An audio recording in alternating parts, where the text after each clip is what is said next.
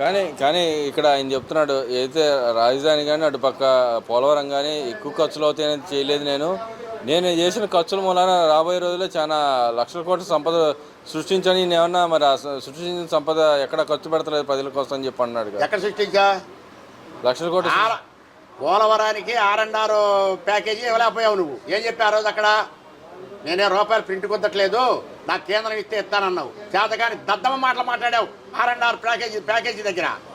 రాజధాని కడతానికి నేను రాజధాని ఏడ తెచ్చి కట్టాను, నేను లక్షల కోట్ల అప్పు కావాలా, ఏడ తెచ్చాను అప్పు అన్నావు. అట్టానికి 10 లక్షల కోట్ల అప్పు చేసావు రాష్ట్రానికి. ఇలా వడ్డీలు కడతానికి సరిపోతుంది. చంద్రబాబు నాయుడు అటువంటి ఇజనగాల చంద్రబాబు నాయుడు ఇలా తల్ల కిందులైపోతున్నాడు అవన్నీ తీయటానికి బయటికి. నువ్వు అసలు నీకు ఓటు ఎవడేసాడయ్యా? నీకు 40% వచ్చింది అంటున్నావు. 40% కాదు నీకు వచ్చింది, 4% ఓటింగ్ నీకు వచ్చింది, గుర్తుపెట్టుకో. కానీ ఆయన వచ్చే 30 ఏళ్ళు నాదే అంటున్నాడు. మరి మీరు 40 ఏళ్ళు కాదు 30 రోజులు కూడా ఉండలేడు ఆయన. అసలు గెలిస్తేగా 30 రోజులు అయిన ఉండటానికి. నీకు అక్కడ ఎవరున్నాడు? నీ దగ్గర నాయకులు ఎవరున్నారు? నిన్న కాక మన కనపడతలా కార్పొరేషన్ ఎన్నికల్లో కానీ మున్సిపాలిటీ ఎన్నికల్లో కానీ ఇక్కడ బలవంతం చేసి ఓట్లు వేసారు అంటున్నాడుగా. ఎవరు చంద్రబాబు నాయుడు బలవంతం చేస్తే బొత్స సత్యనారాయణ ఎమ్మెల్సీ ఎవడో గుర్తుపెట్టుకోండి మీరంతా. ఎవడైనా సరే అరే అమ్మటరాంబాబు గారు నువ్వు కూడా గుర్తుపెట్టుకో. మీరు ఎవరు కొడాలానిగా గుర్తుపెట్టుకో. చంద్రబాబు నాయుడు బలవంతం చేస్తే బొత్స సత్యనారాయణ ఎమ్మెల్సీ అవ్వడం ఇది 100కి 100 పాళ్ళు నిజం. కాదని ఎవడన్నా ఉంటే చెప్పండి రండి వచ్చి. మీలాగా చెప్తే మీరు అక్కడ ఏం చేశారు? మాచర్లలో బాండవమా అన్నో వెళ్ళిపోతే ఏం చేశారు? మీరు బడితలు తీసుకొని పొడిచారు, హత్యా ప్రయత్నం చేశారు, కార్లు అద్దాలు పగలగొట్టారు, మీ ఇష్టానుసారం చేశారు. అక్కడ వాడికి మళ్ళీ తురక సురేష్ అనేవాడికి మీరు మున్సిపాలిటీ పదవి ఇచ్చారు. చంద్రబాబు నాయుడు ఎప్పుడు అట్ట ఇవ్వడం. ఇవాళ నేను మరి 42 రోజులు జైల్లో ఉన్నా. మరి ఎన్నో అచ్చకష్టాలు పడ్డా, చేతులు ఎరగొట్టారు, కాళ్ళు ఎరగొట్టారు. నన్ను ఇవాళ చంద్రబాబు నాయుడు పిలిచి నీకేం పదగాలని అడిగాడా? అడగడా? ఆయన నైజం అది కాదు. ఆయన నైజం ఏంటి? జనానికి సుపరిపాలన అందియాలా, జనం బాగుండాలి, జనం బాగుంటే రాష్ట్రం బాగుంటుంది, రాష్ట్రం బాగుంటే అంత బాగుంటుందని ఆలోచించే చంద్రబాబు నాయుడు వర్క్ చేస్తున్నాడు. కానీ నీకు మాలే దద్దమ్మలాగా నేను లిక్కర్ మాఫియా చేస్తాను, అది చేస్తాను, ఇది చేస్తాను, చేసినాక మిమ్మల్ని నోట్లు పెడతానని అబద్ధాలు ఏం చెప్పలే ఆయన. కానీ ఇక్కడ లిక్కర్ విషయానికి వచ్చేప్పటికి 3000 కోట్ల అక్రమాలు జరిగినాయి. దాని మాస్టర్ మైండ్ ఎవరైతే మిథున్ రెడ్డి అని చెప్పి అన్నారు. దీని వెనకాల పెద్ద బిగ్ బాస్ ఉన్నంట. బిగ్ బాస్ ఎవరు అంటారు? అసలు చంద్రబాబు నాయుడికి రూపాయి కాజేయడం చేత కాదు. ఒకటి మీద అన్యాయంగా దురాక్రమంగా పంపించడం చేత కాదు.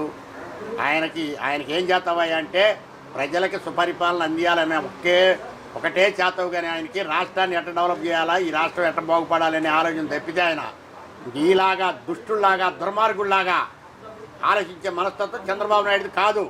చంద్రబాబు నాయుడు ఇప్పుడు నిజమే మరి 3 రాజధానులని ఆ రోజు శిబిరాలు పెట్టించారు మీరు. మరి వాళ్ళు పెట్టిండి, మరి 3 రాజధానులు కావాలని చెప్పి పెట్టిండి. మీ దగ్గర దమ్ము ధైర్యం ఉంటుంది. అది రాజకీయ నాయకుడు లక్షణం. నీ అధికారం ఉండగా నువ్వు పెట్టడం కాదు. కానీ ఇక్కడ ఎంట్రుకు కూడా బేకలేరంట కదా, కార్యకర్తలు ఎంట్రుకు కూడా బేకలేరంట కదా. నీ ఎంటికి బేకడానికి ఎవరికి అవసరం?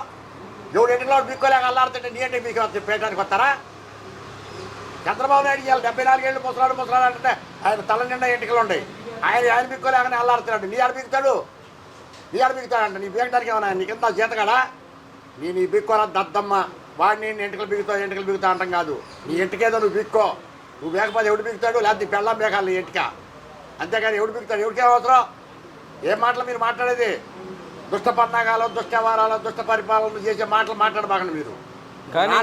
రాష్ట్రం ఇప్పటికీ సుఖశాంతులతో ఉంటుంది. ఈ 5-6 నెలల నుంచి ఎక్కడ ఏం అలజడులు లేకుండా. కాదు చిన్న ఎక్కడైనా జరుగుతాయి. కానీ ఇక్కడ రాష్ట్రంలో ఏదైతే అటు ఎంప్లాయీస్ కానీ ఇటు ఎవరికి జీతాలు ఇవ్వట్లేదు, సంక్షేమ పథకాలు అందిట్లేదు అంటున్నాడు. ఎవడు ఒక్క వెంకటరామరెడ్డి గారు తప్ప వాడొక పనికి మాలిన ఎదవ ఉద్యోగస్తులు లీడరాడు. వాడు ఏం మాట్లాడతాడో వాడికి తెలియదు. వాడు ప్రజల సొమ్ము మీద బతుకుతా ప్రజలను విమర్శించే స్థాయికి ఎదిగాడు వాడు వెంకటరామరెడ్డి గారు అనేవాడు. వాడికి దమ్ము ధైర్యం ఉంటే మేము రాజధాని శిబిరాలు పెడితే మన ఎన్ని రోజులు ఎందుకు రాలా ముండా సడి ముండా. వాడు ఇప్పుడు మాట్లాడి సరిపోయింది జీతాలు ఇవ్వట్లేదని. ప్రతి 10 తారీఖు జీతాలు ఎవరైనా ఏ డిపార్ట్మెంట్ వాళ్ళు అయినా చెబుతున్నారా జీతాలు మాకు రావట్లేదని, ప్రతి 10 తారీఖు జీతాలు పడుతున్నాయని బ్రహ్మాండంగా. ఇప్పుడు ఆ పోలీసు వాళ్ళ భార్యలు ఉన్నారు, వాళ్ళే చెబుతారు నాకు బ్రహ్మాండంగా మాకు జీతాలు వస్తున్నాయండి 1వ తారీఖు. జగన్మోహన్ రెడ్డి పరిపాలన మాకు డబ్బులు వచ్చేవి కాదు, కొట్టుకాడిపోతే అప్పులు ఇచ్చేవాళ్ళు కాదు, మేము వండుకొని తినేమని చెప్తున్నారు వాళ్ళే. ఏం మాట్లాడా మీరు మాట్లాడే మాట్లాడిన అంబటి రాంబాబు గారు అక్కడ ఉన్నాడు, పనికి మాట్లాడు మా జిల్లా వాడంత దుష్టుడు, వాడంత దుర్మార్గుడు. వాడు క్యాబరెట్ డ్యాన్స్ చేయడానికి పనికొస్తాడు, వాడు రాజకీయానికి పనికిరాడు. వాడు క్యాబరెట్ డ్యాన్స్ చేయటం, సర్కస్లో బొప్పల్లాగా పనిచేయటం అంత తప్ప వాడు దేనికి పనికొస్తాడో నాకు నా దగ్గర రమ్మను. రమ్మనమంటే నేను వస్తా. కానీ ఇక్కడ